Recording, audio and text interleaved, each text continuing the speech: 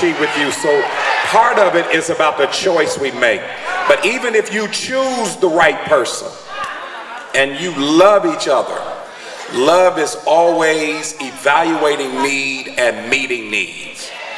Men have needs, and those needs need to be met.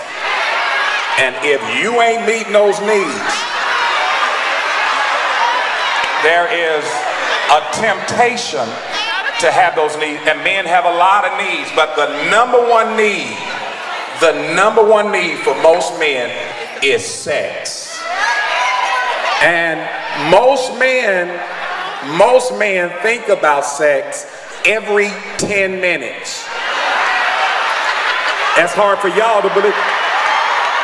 I'm losing some of these men right now because their mind is, and in a few more minutes, y'all gonna lose me.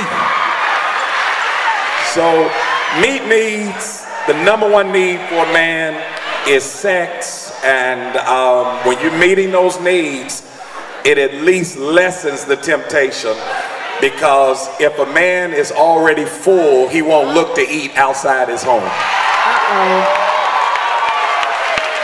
Michael Jai White, could you answer that question?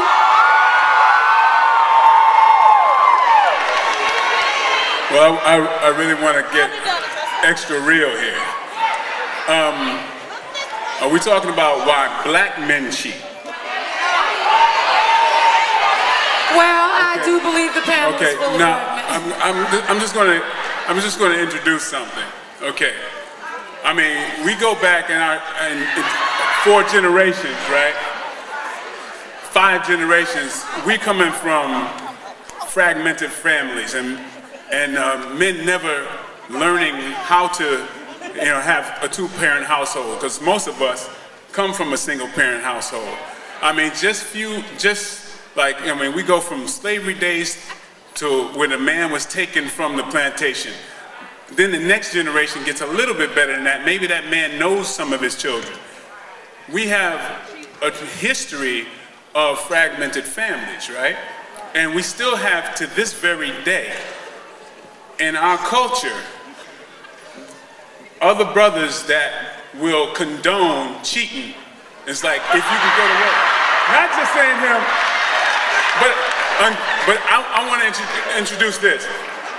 Once we as men lift up each other and say, listen, maybe you don't want to do that, man. And say,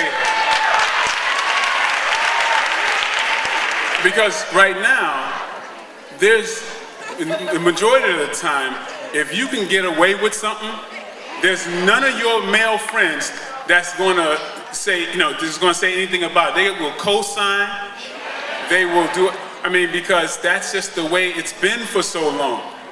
But I want to recognize us as men to try to get to the lives that we should have, because we all want to be, good husbands and fathers. We have to learn how to do that, and it starts with us. When we stop condoning this kind of behavior and we build up,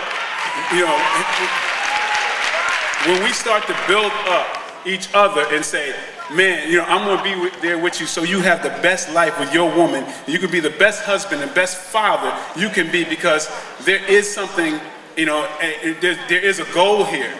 And when we start doing that, things will change. All right. I do want to remind everybody, Tasha, that if they have questions out in the audience, myself and Jerry Wade. Before we go on, I just want to see if Malik Yoba or Lamont Rucker has an answer to that question. Because I think that all of them may have their own perspective on that answer. Those are all the women who are willing to cheat right there. No, see, according to Pastor, I'm thinking about sex right now. With you. And you, no. In all seriousness. Because I think that when we gather like this, it's important to understand that we have opportunities for teachable moments. And so it's good to get excited. And the part of it that you guys may not understand, if you were just dealing with men who were celebrated, when we come out here and you scream, depending upon our level of experience in spiritual, mental, emotional, intellectual development, we may be intoxicated with the adulation, right? Hold on. So, the law of average